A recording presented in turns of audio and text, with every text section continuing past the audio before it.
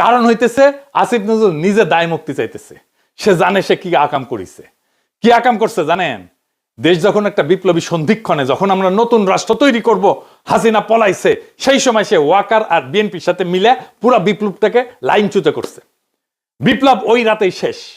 তারপরে ধৈরা ধৈরা বিপ্লবের সাথে সম্পর্কহীন বুড়াগুলাকে উপদেষ্টা বানাইছে, সংবিধান সমুন্নত রাখছে, ওয়াকারকে রাখছে, চুপ্পু করে রাখছে। আমরা সেকেন্ড রিপাবলিক করব বলছিলাম, নতুন রাষ্ট্র করব না, উই বেশি বোঝে, উই একাই বিপ্লবের স্টেক হোল্ডার।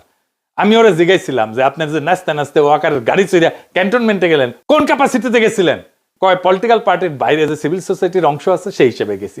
আমি কইলাম ভেরি গুড, তাইলে এখন বলেন ওই যে কয়দিন ঘুটু করলেন, সিভিল সোসাইটির কার সাথে কথা বলে ঘুট্টুটা করেছেন? কার সাথে পরামর্শ করছেন? আপনি একা হারকিউলিস হয়ে গেছেন কেন? আপনি কারোর সাথে কথা বলেন না কেন? কার সাথে আলাপ করছেন? কারোর সাথে আলাপ করে নাই। আপনার হাত জগন্নাথ, নিজে যা ভালো বুঝিছে তাই করিছে। একটা সাক্ষাৎকারে দেখলাম আজিম নজরুল কইতেছে তার বাসায় বসে ছাত্ররা উপদেষ্টা বানাইতেছে, সে মাঝে মাঝে পরামর্শ দিতেছে, কইতেছে এখন কেমন লাগে? সচিবেরা কথা শোনে না, পুলিশেরা কথা শোনে না, পাবলিক শোনে না কথা, কোথাও গেলে পাবলিক আটকায় ফেলে, ভুয়া ভুয়া স্লোগান দেয়।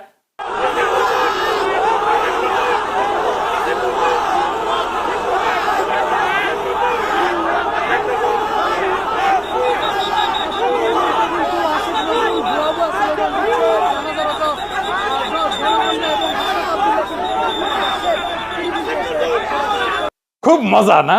হ্যাঁ, এখন তো এগুলো শুনিচ্ছেন, এরপরে পাবলিক থাপড়াবে ধরে রাস্তায়, রাস্তার থাপড়াবে। ওই সময়টাতে ঠিক হয়েছে সংবিধান সমুন্নত রাখতে হবে। ওই যখন ঘুটু করিচ্ছে, সংবিধান সমুন্নত রাখলে 2024-এর লড়াই, বিপ্লব, বিপ্লবী সহিংসতা সব অবৈধ হয়ে যায়। বৈধ হয় হাসিনার খুন করা, ছাত্রলীগের গুন্ডামি, পুলিশের গুলি, সব বৈধ হয়ে যায়। কারণ সরকারের বিরুদ্ধে বিদ্রোহ তারা নিয়ন্ত্রণ করতেছে। এই কাজ করছে আসিফ নজরুল, এই কাজ করছে জাহেদ, এই কাজ করছে বিএনপি, এই কাজ করছে তারেক রহমান, এই কাজ করছে প্রফেসর ইউনূস।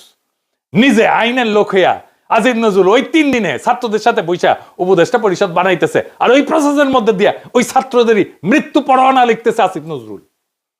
এখন অধ্যাদেশ বানায় লেবেন চুজ ধরায় দিতেছে। এই অধ্যাদেশ বালটা করবে। 1975-এ যারা সোহরাওয়ার্দীর বডিগার্ডের ফুটা করেছিল তাদের জন্য সংবিধানে ইনডেমনিটি দেওয়া হয়েছিল, কাম হয় নাই।